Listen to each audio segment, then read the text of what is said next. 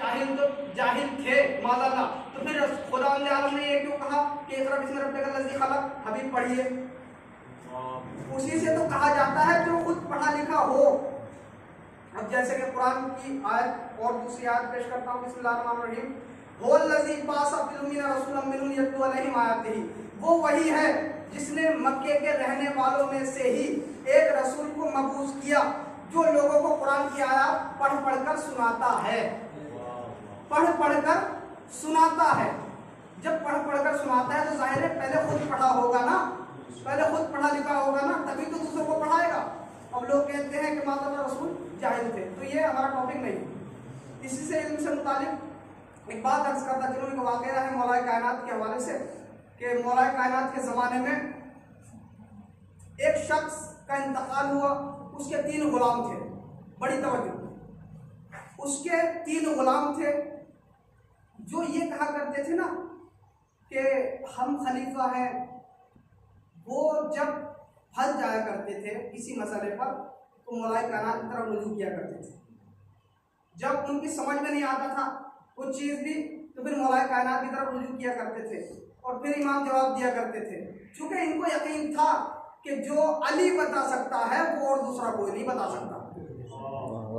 इनको ये इल्म था कि जो मौलाए कायनात बता सकते हैं वो और कोई नहीं बता सकता। अब जो है एक शख्स का इंतकाल हुआ और उसके 3 गुलाम थे। अब उसने वसीयत ये की कि एक को कत्ल कर दिया जाए, एक गुलाम से मेरी बेटी की शादी की जाए और तीसरे गुलाम को मेरा माल दे दिया जाए। अब सिस्टम जो है पूरा फंस गया कि किसको माल दिया जाए और किस गुलाम से शादी की जाए बेटी की और किसको कत्ल किया जाए। जब खलीफा वक्त की समझ ना आया फिर दर अली पर पहुंचा और जाने के बाद ये कहा कि या अली इस मसले का हल बताइए, बात समझ में नहीं आ रही है। तो मौलाए कायनात ने कहा, तीनों गुलामों को इकट्ठा कराया, कराने के बाद कहा कमर तलवार लेकर आ। एक गुलाम को तलवार दी, देने के बाद ये कहा कि जा कब्र पर पहुंच और अपने मालिक का सर लेकर आ। कब्र पर जाना और अपने मालिक का सर लेकर आ। उसने तलवार को वहीं गिरा दिया। यानी ऐसा जुल्म मुझसे न होगा, क्योंकि मैंने अपने मालिक का नमक खाया है। मैंने अपने मालिक का नमक खाया है, मैं ऐसा नहीं कर सकता कि मैं अपने मालिक का सर लेकर आऊं। कहा तो एक तरफ खड़ा हो जा। फिर दूसरे से कहा, दूसरे को तलवार दी कि तू जा। ये थोड़ी देर दूर आगे बढ़ा, बढ़ने के बाद ये भी फिर वापस आ गया। कहा यानी ये हमसे नहीं होगा। अब ये तीसरा जो था ये बड़ा चालाक था, इसको गनी बनने का बड़ा शौक था, इसको मालदार बनने का बड़ा शौक था। ये पहुंचा तलवार लेकर कब्र तक पहुंचा तो मौलाए कायनात ने पहले ही कमर से कह दिया, कमर जब ये कब्र पर पहुंचे तो इसको पकड़ कर ले आना। जब ये कब्र पर पहुंचे, कब्र तक पहुंचे तो इसको पकड़ कर ले आना। अब जैसे ये कब्र तक पहुंचा, कमर ने इसको गिरफ्तार किया और ले आया। कहा जिसके हाथ में तलवार हमने दी थी और छूट गई थी, इसने तलवार को गिरा दिया था, कहा इसको माल दे दिया जाए, इसको माल दे दिया जाए।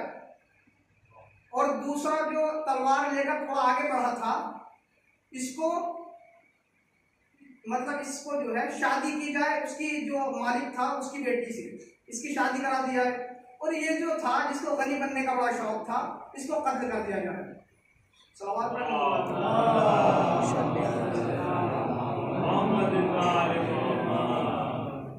यानी इल्म का जब दौर दौरा हो, हर जबान में कुछ ना कुछ ऐसा होता है कि जिसकी वजह से जबान में अल्फाज नहीं बन सकते। जब अल्फाज नहीं बन सकते तो जाहिर है कि जुमले कैसे बनेंगे। हर जबान में कुछ ना कुछ ऐसा होता है कि जिसकी वजह से जुमले नहीं बन सकते। इंग्लिश जबान में 5 ऐसे हर्फ हैं कि अगर वो इस्तेमाल ना किए जाए तो जबान में गुफ्तगू नहीं हो सकती। वो कौन कौन से हर्फ हैं? ए, ई, आई, ओ, यू, जिनको वॉवेल कहा जाता है। अगर ये इस्तेमाल ना किए जाए तो इंग्लिश जबान में गुफ्तगू नहीं हो सकती। इंग्लिश जबान में जिन हुरूफ के बजाय जिन हुरूफ के अलावा गुफ्तगू नहीं हो सकती उनकी तादाद 5 है और पंजतमी 5 है।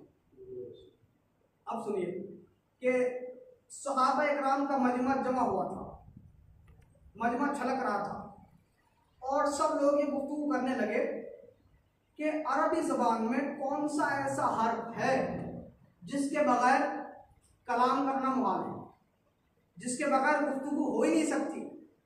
तो तमाम असहाब इस नतीजे पर पहुँचे और उन्होंने ये डिसाइड किया कि एक अलिफ ऐसा है कि अगर अलिफ इस्तेमाल न किया जाए तो अरबी में कलाम करना मुहाल है, अरबी में गुफ्तगू नहीं हो सकती। तो मौलाए कायनात भी वहीं पर बैठे हुए थे। मौलाए कायनात उठे और मिंबर पर गए। जाने के बाद कहते हैं कि खुतबा मैं देता हूँ, अलिफ तुम तलाश करना। खुतबा मैं देता हूँ, अलिफ तुम तलाश करना। तो मौलाए कायनात ने 1 या 1.5 घंटे का खुतबा बगैर अलिफ के दिया। ये मौजज़ा कहलाता है और नहीं बलागा में मौजूद है। सलावत पे मोहम्मद।